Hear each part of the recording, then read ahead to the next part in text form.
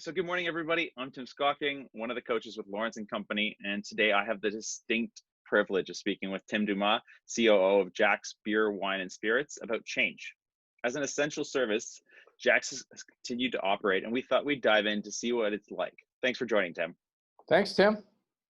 I know we're going to try not to confuse anybody with the Tims and Tims, but um, it always makes it fun in our coaching conversations. So I guess, starting at the beginning, what's changed for you personally and your team?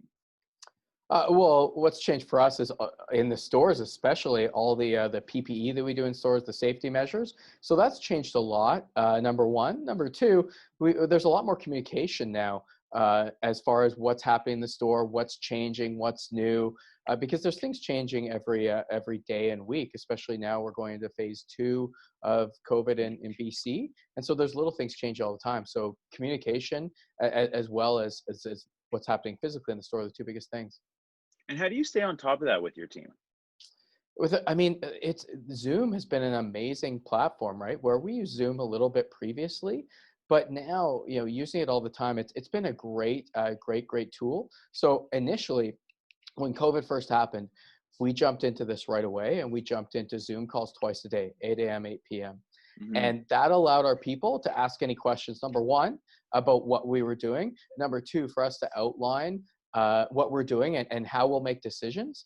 And then number three, it also allowed us to get feedback from our people about what they needed and what to feel safe, to be safe, and we got a lot of our great ideas from those calls. Would you say they were excited to be on Zoom at the start, or? I think they were excited that we had the communication and that level of communication. I don't know if they were specifically excited to be on Zoom versus in person. Our business Yeah. is a very uh, physical in-person business. Until before COVID, we had very little as far as online sales. We didn't have an online store yet. We're all face-to-face, in-person business to end user as far as our customer base. So initially that was really hard. We have a head office, our people work at a head office, and we use Zoom only sparingly. Mm. Building on that, I imagine you probably experienced some difficult times. How'd you keep a positive attitude, or what was, most challenging for you? Well, I think the great thing is we always looked at the silver lining to any situation, this included. There's always a silver lining.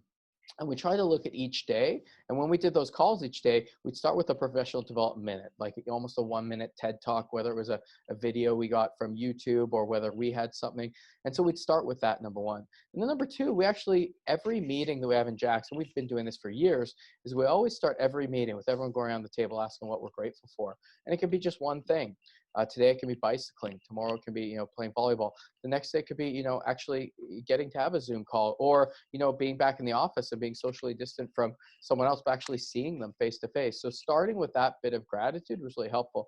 And then secondly, we really thought, there are so many people negatively impacted by this, and we're lucky where we're still able to work and have a livelihood, where so many people have been negatively impacted by that. So Mhm. at least that was an area that we could be grateful for, as opposed to so many other things. So we could have decided to fall into the fear, or we could have decided to be grateful for what we have, and then minimize the risk in face of that fear. Yeah, there's a piece around how to cope with change, and you either try to escape it or you try to control it. And so I'm hearing maybe more of the control side. Is that right? I don't even know if control is the right word. I think of control being, all encompassing, controlling, right? But we were really Mm, open. I think what's really important is to mm, be absolutely open. When we don't know the answer, we tell our people, look, I don't know where this is going to be, or I don't know when we're going to change this, or when the decision is going to be different. But we're really open with them about how we're making those decisions, though. If we didn't have that decision, say, hey, look, here's our matrix about how we're going to make that decision. We don't have something for you yet, but we did jump in really quickly and do that, which was really helpful for our people. So I don't know if control is the right word, but we definitely brought them into every discussion. Every discussion was made on those twice daily calls, right? So anybody who had something to say could be there, and we used so many of those calls to formulate policy. and how much of what they were saying were you guys trying to implement? Oh, I mean, most of it, right? I would even go so far as to say all of it, right? We take into all those perspectives, and then we take out a policy or procedure that came from that, right? There were so many things about number one, it was all about safety. So making our people feel safe, our service champions, our guests feel safe, and then to be do the most safe thing for the community.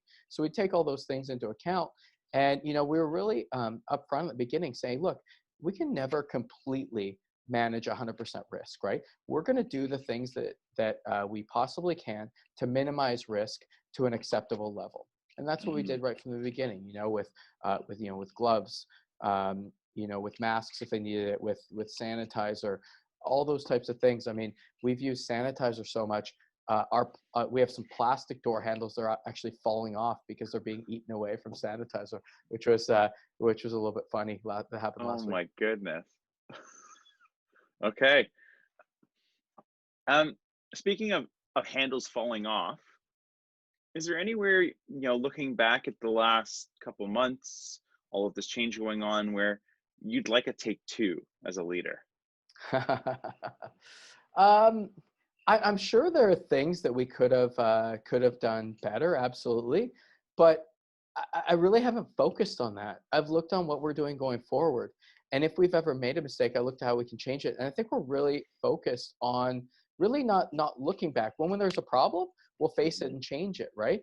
Because looking back and saying we should have done this 2 weeks ago or a month ago, that really serves us no purpose. So in our meetings, we're really focused on what our purpose is and where we're going in the future. So I can't really think of a terrible mistake we made that we should have changed sooner, but we've made little pivots all the way along the way. We've been Hmm. really open with our team about saying, hey, we're ready to pivot on a dime, and depending on if it's necessary, we'll take all that information in and we'll pivot when we need to. Any sense of what you need to be ready for going forward, or advice you'd give to other organizations in terms of change? I mean, I wish we all knew what things were going to look like in a month or 2 months or 6 months. The one thing, as far as advice that we haven't talked about yet, that we were really intentional about from the beginning is where we get our information from. And we were Hmm. really intentional with our people about saying, where do we get our information from? And we were getting our information and are getting our information from public health officials, not from social media, from public health officials. And so we were really intentional about, reading what they were saying every day, watching their press conferences, and utilizing that. I've seen everything on social media saying, from both ends of the spectrum, that you can imagine everybody's seen that, and that really feeds into the fear when we listen to public health officials, because they're the ones that know the most.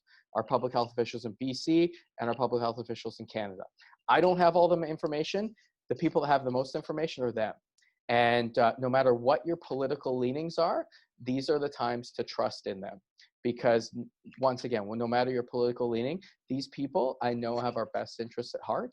And for me to speculate with not even half of the information that they have doesn't make any sense. So we really followed what they were saying and doing, and in some cases we went even further in our safety. But we really followed that. And if I had any advice going forward, is to really understand the information you're utilizing and be upfront with your people about what that information is you're using. Use the information, make sure you've got the right information, and then transparency with your people. Hmm. I love that.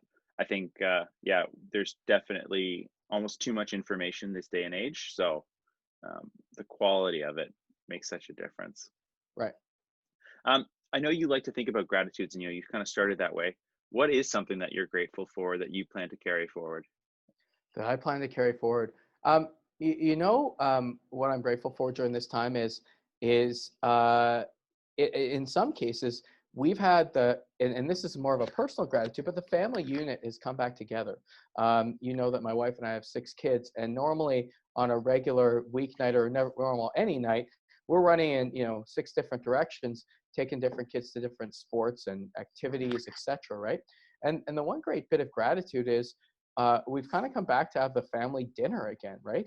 And where in a regular time, and most families deal with this, we're not normally having that. We're always rushing around. And even though work for us has been even more busy now, that the other part of life has been less busy. So we've had a lot more time where we just go bike riding as a family, where we just go walking as a family, where we just play and throw the ball in the front yard.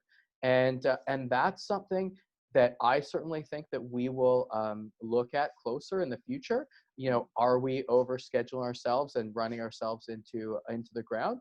And I know many other people that will think about that more going into the future. And as that relates into the business world, it's the same thing.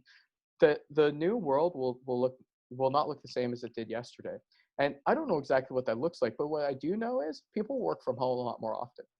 And most people in big cities are commuting a minimum of 1 hour a day, at least half hour each way, sometimes even more. And if we think about that time versus time we get to work, time with our family, if we just spent a couple days working from home, if we can be effective and efficient, that's going to make our communities a whole lot better. Yeah, I love that. I love it. It's the positives that we can take forward from what we've experienced. And I mean, the gas savings you must have on your sort of pseudo bus just must be incredible right now, knowing that It's it's great. expands. Yeah, it's great. We went from filling it up like every 5 days to I think every 3 weeks, right? Yeah, amazing. Yeah. Well, I appreciate that, Tim. Is there anything else you'd want to share with kind of the Lawrence and Company family? The only thing I would say is Lawrence and Company's been excellent during this time, and I really appreciate the extra peer group mentoring seminars that you've had. They've been excellent. So if anyone's thinking about doing that, they're absolutely outstanding, and that may be something that I hope that you might pivot to doing that more often moving forward. And then obviously, if I can add value to anyone in any way, if in their business or just as a sounding board for what they're doing versus what we've done, I'd love to, always happy to talk to people. I always appreciate that about you, Tim. Thank you so much. Thanks, Tim. Have a great day. Okay, you too.